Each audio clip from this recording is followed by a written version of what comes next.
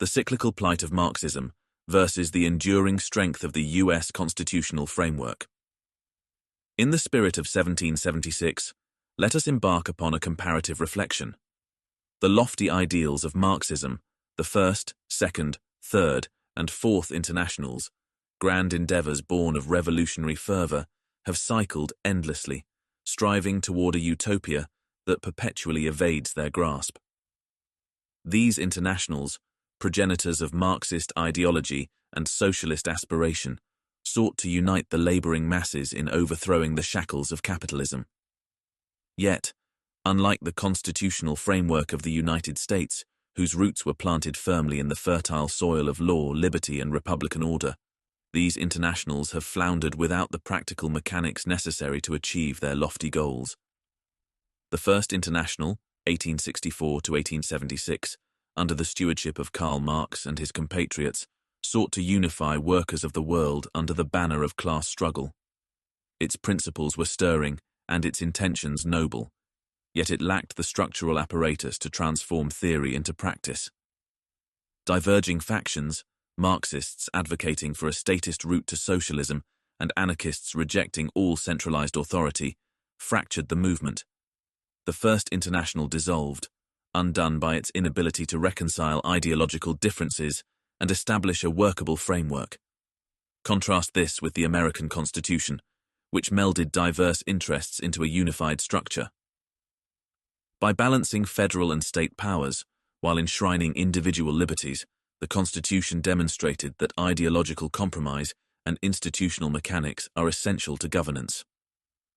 The Second International, 1889 to 1916, sought to build on the ideals of its predecessor, aligning more closely with Marxist doctrine.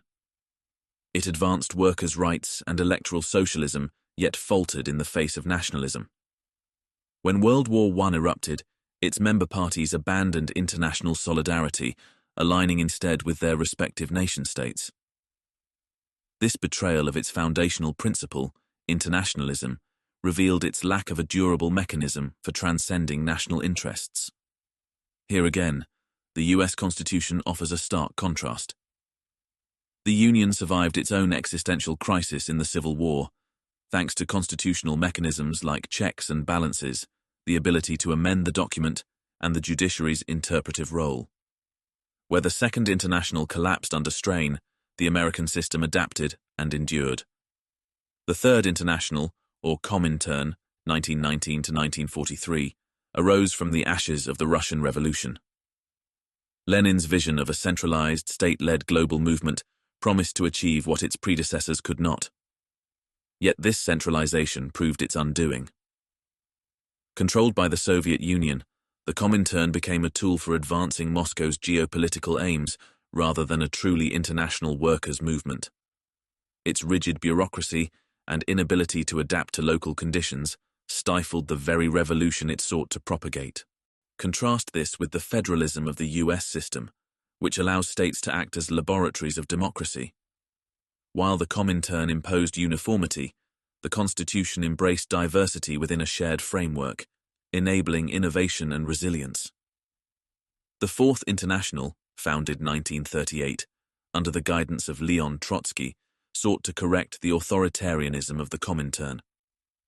It championed permanent revolution and opposed Stalinist centralism, yet it remained a fractured and marginal movement.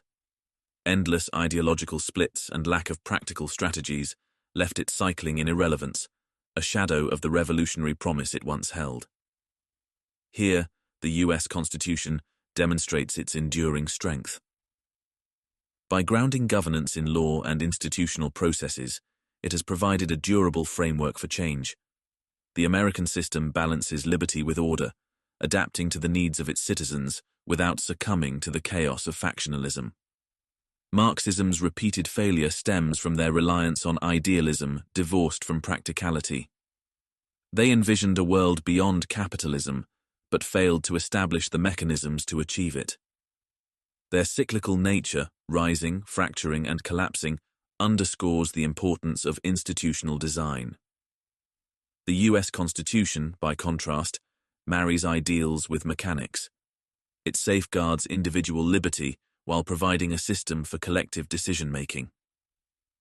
It balances the competing interests of states and citizens, enabling unity without sacrificing diversity.